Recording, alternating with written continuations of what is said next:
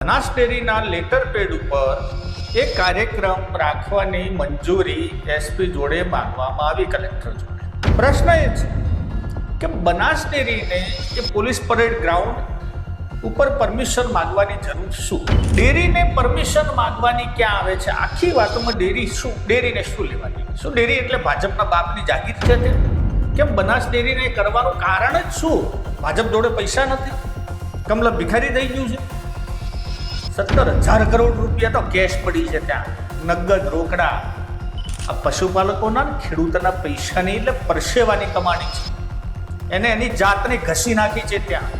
સવારથી સાંજ સુધી આપણો મજૂરી કરે, 2 ટક દૂધ ભરાવે દાઢવા, અને એના માટેના ત્યારે તમે સીએમ કરો છો. એ પહેલા હું જોવો યાર. અને જે દિવસે તમે આ કરશો ને એ દિવસે પહેલો જ વાહ કરવા હું આવીશ. તમે જ્યારે માહિતી માંગશો, તમે માહિતીના હકદાર નથી, ભલે તમે પશુપાલક હોય. કારણ કે તમારું મોવડી મંડળ જે બેઠું છે ને એ ત્યાં બેરું મોંઘું બેઠું છે. અત્યારે પશુપાલક રોઈ રહ્યો છે. બનાસદારના પણ તમે જુઓ કે જે ભાવ 600-700 રૂપિયા હતા, અત્યારે 1600 રૂપિયાના આસપાસ પહોંચી ગયા. ગાયોની પૂજા કરતા હતા, રામ ભગવાનની જીવન ગાથા ચાલતી હતી, અને સીધું ઉલડીને હવે નરેન્દ્ર મોદી ભગવાન થઈ ગયા એટલે કલકી અવતાર તમારા 10માં થઈ ગયા, કે હવે 11માં થશે. જો આમાં તમે કરોડો રૂપિયા વાપર્યા હશે તો આ હાય તમને મારી નાખશો. ભલે તમે આજે વાહવાહી કરશો, પણ આ અંદરનો રામ રાજી નહીં થાય.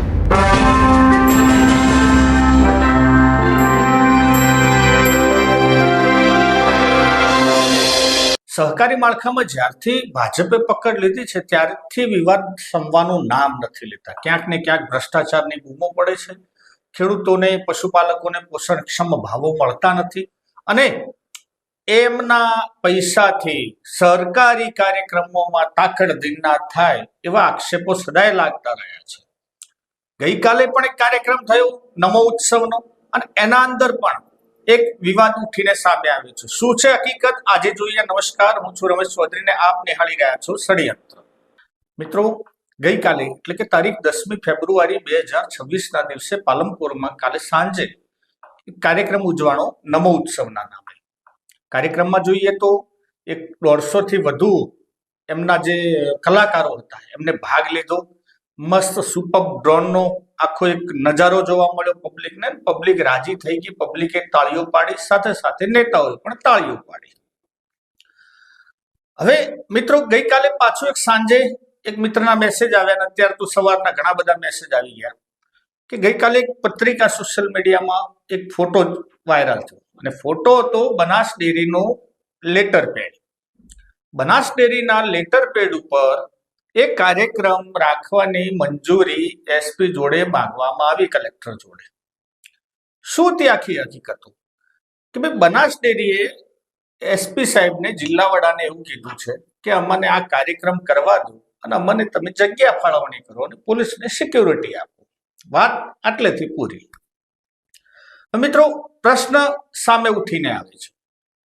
કાર્યક્રમો ભલે એમને કર્યા, એમને ભલે નાચે કૂદે, સાઈરામ દવેને હું તો ડબલ ડિસ્કો કરાવવો હતો, નેતાઓને નાચવું ઊભા થઈ થઈને. આપણે એનાથી કોઈ નિસ્બત નથી. એમનો વિષય છે પક્ષનો, અને પક્ષે એક આ ટાઈપનો નવો ચાલુ કર્યો છે. ચૂંટણીઓ સામે આવે છે, અને વિકાસ તો હવે કોઈ તમે વાત કરતા નથી, એટલે વિકાસના નામે લઈ શકાય એમ નથી. એટલે હવે હિન્દુઓને આવા બધા કાર્યક્રમોથી આ બધું ચાલતું હોય છે. ભલે ચાલતા, એમનો વિષય.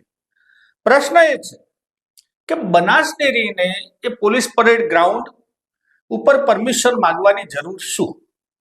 શું આ કાર્યક્રમ બનાસ ડેરીનો હતો? શું આ કાર્યક્રમ પશુપાલકોનો હતો? શું પશુપાલકોના લાભાર્થે કાર્યક્રમ થતો હતો? કે પછી ફક્ત બનાસ ડેરી આના અંદર પૈસા નાખીને ઇન્વોલ્વ થાય છે? શું છે આખી હકીકતો? આ એમને ખુલીને જણાવવી પડે. સહકારી માળખામાં કાયદા એટલે કે આરટીઆઈની પરમિશન નથી, એટલા માટે જ રાખી આપણે. આ બધા કહે અમે કાયદા બદલી નાખ્યા. ના, તમે જ્યારે માહિતી માંગશો, તમે માહિતીના હકદાર નથી, ભલે તમે પશુપાલક હોય. કારણ કે તમારું મોવડી મંડળ જે બેઠું છે ને એ ત્યાં બેરું મોંઘું બેઠું છે. જાણ કરો કે આ કાર્યક્રમ શું પશુપાલકોના પૈસેથી થાય છે? આ તમારે તાઇફા હુજી છે. જો ઉત્તર ગુજરાતમાં તમે નજર કરશો તો સૌથી વધારે જેને કહેવાય મોટા નેતાઓ એટલે મુખ્યમંત્રી હોય, રાજ્યપાલો હોય, અમિત શાહ આવી જાય, પેલા CR પાટીલ આવી જતા હતા, અને નરેન્દ્ર મોદીએ ઉલડીને આવેલા. આ બધા ઉત્તર ગુજરાત ઉપર ખાસ એમની નજર હોય. કારણ શું? કારણ કે માની લો કે જે ત્યાં ખર્ચો થાય છે શું બનાસ ડેરી ભોગવે છે? શું પોતાની વાહવાહી કરવા માટે તમે ડેરીઓને એટલે પશુપાલકોને નુકસાન કરાવો છો? હકીકતો શું છે રામ જાણે, કારણ કે માહિતી ક્યાં જાહેર થાય છે.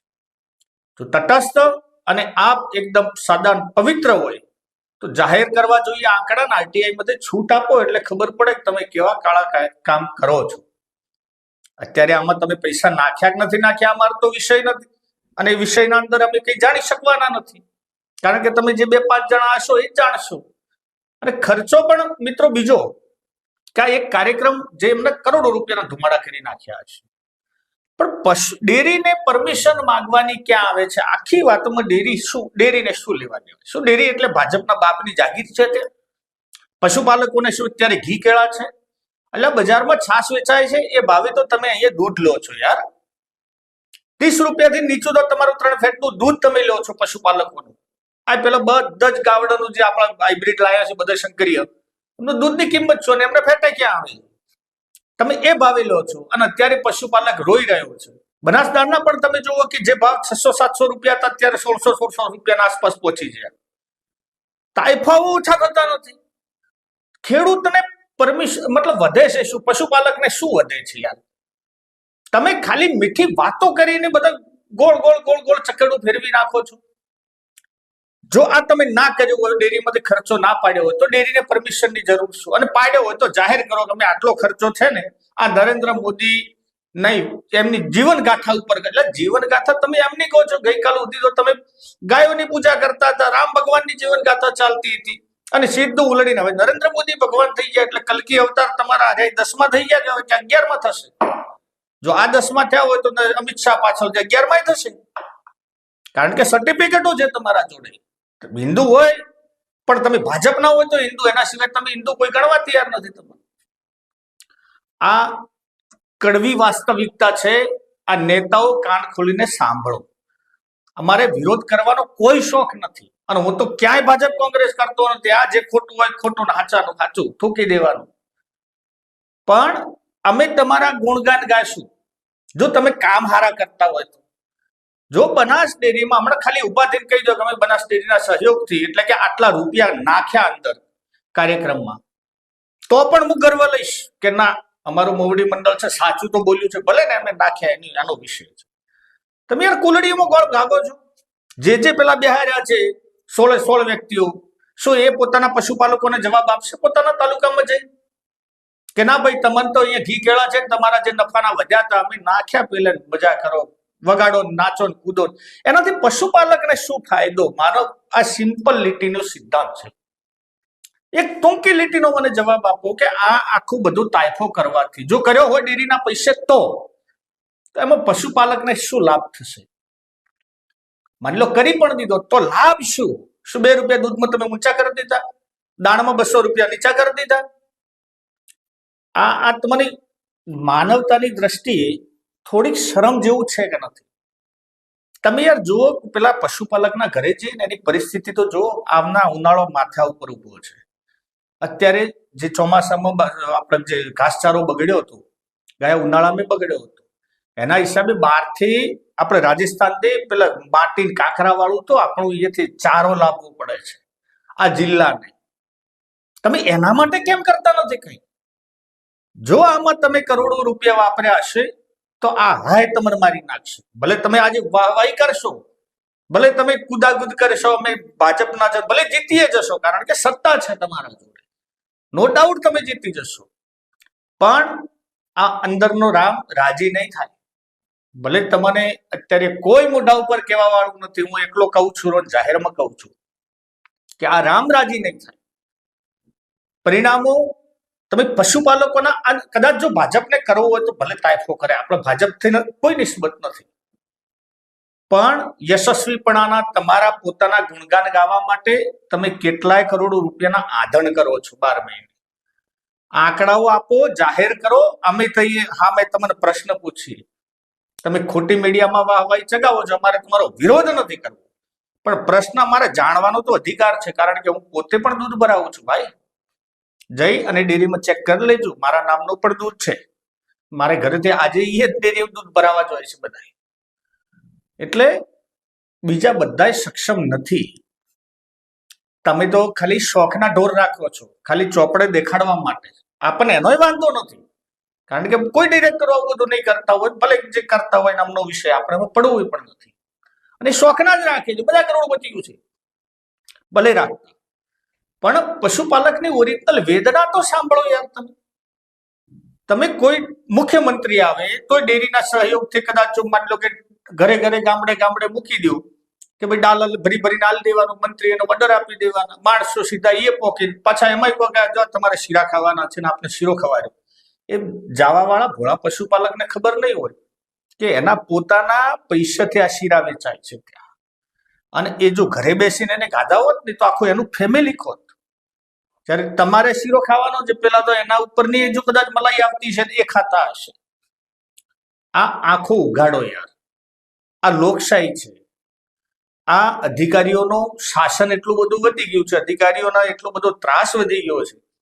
તમે એ વિશે આ નિયામક મંડળ કેમ વિચારતું નથી? આ તાયફાઓ કેમ મૂજી છે? કેમ બનાસ ડેરીને કરવાનું કારણ જ શું? ભાજપ જોડે પૈસા નથી?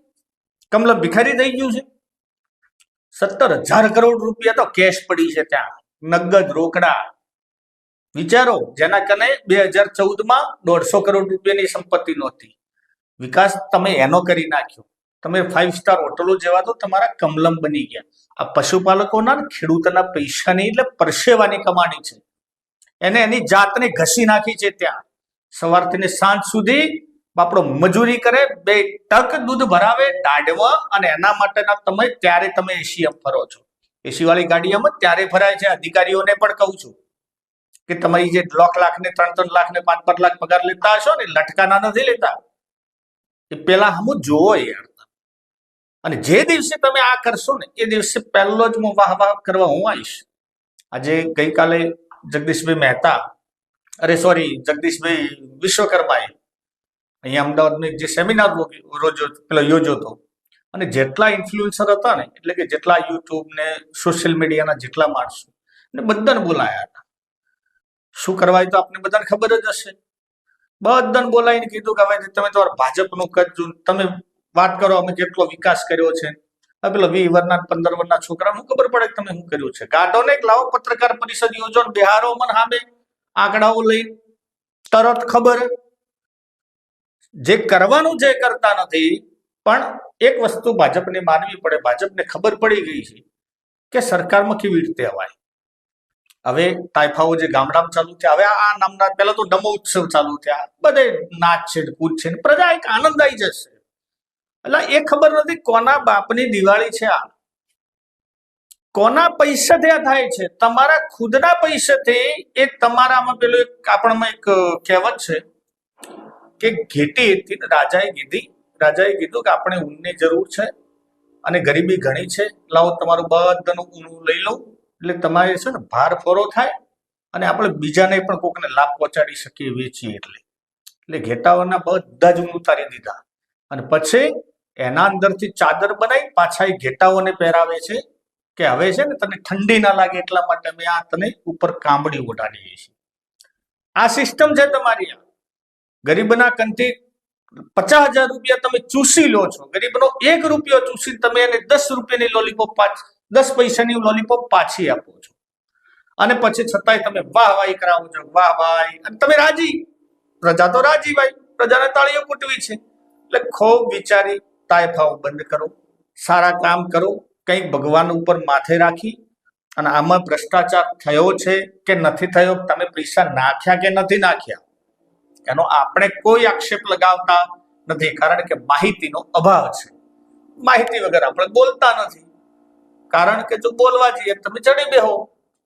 પરમદાડે જ પેલ દાડાની જ વાત છે, તમારી ટીમ આવી હતી અમદાવાદમાં, એક પત્રકારને ત્યાં ઉપર કેસ કરીને FIR ની, તો પત્રકાર મજબૂત હતો, એને આખી વાત જણાવી, અને પછી ટીમને પાછું જતું રહેવું પડ્યું. એ વસ્તુ અમારા માટે પણ તમે કરી શકો છો, પરંતુ આપણે એ આક્ષેપ નથી. પણ આક્ષેપ એમ છે કે ભાઈ તમારે જરૂર કેમ પડી બનાસ ડેરીને માગવાની, અને જરૂર પડી તો શું આમાં પૈસા તમે નાખ્યા છે કે નથી નાખ્યા? અમે ખાલી જવાબ માગીએ છીએ. મિત્રો, આપના વિચારો અને પ્રતિભાવો આવકાર્ય છે. જો આપ કોમેન્ટો દ્વારા અત્યારે નહીં જણાવી શકો ને, અને જો તમે એટલું સાહસ પણ તમારામાં નહીં હોય ને, તો આ તમારા ઘર ઉપર આવીને નાચશે. યાદ રાખજો આ મારા શબ્દો. એટલે કોમેન્ટો કરો, વિડીયોને લાઈક અને શેર કરો, અને હા, ચેનલને સબસ્ક્રાઇબ કરી દો, જેથી આ માહિતી છે તમારા સુધી પહોંચતી રહે. આવા જ ઝપાટે બંધ નહીં થાય. જય હિન્દ, જય ભારત.